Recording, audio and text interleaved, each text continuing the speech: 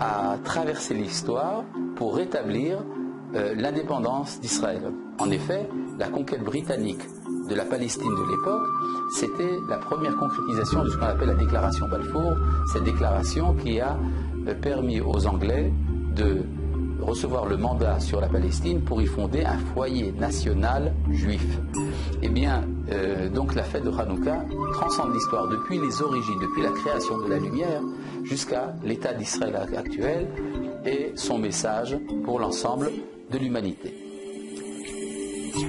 Il y a dans la fête de Hanouka un motif très important, celui des lumières que l'on allume à l'entrée des maisons, à la porte de la maison.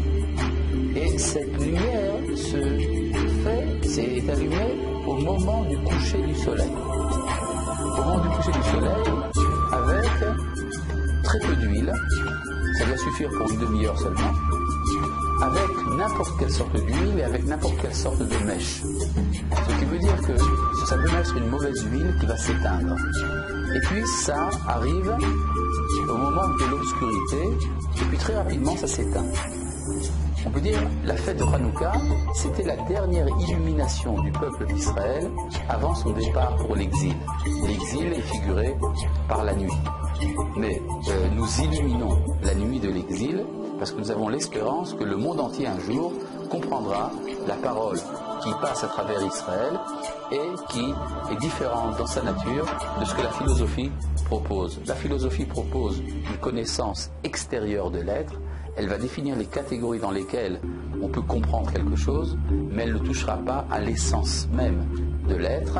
Pour connaître l'essence de l'être, il faut entendre la parole du Créateur. Et cette invitation à entendre tous ensemble cette parole qui sort de Sion et de Jérusalem, eh bien, tout cela commence avec la fête de Hanouka et s'achève dans la perfection par votre collaboration, vous autres Noachides, à la connaissance de Dieu qui doit se répandre dans la terre tout entière pour le bonheur de l'ensemble de l'humanité.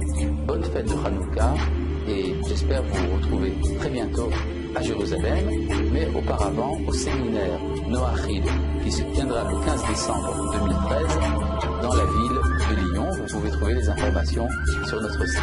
Shalom.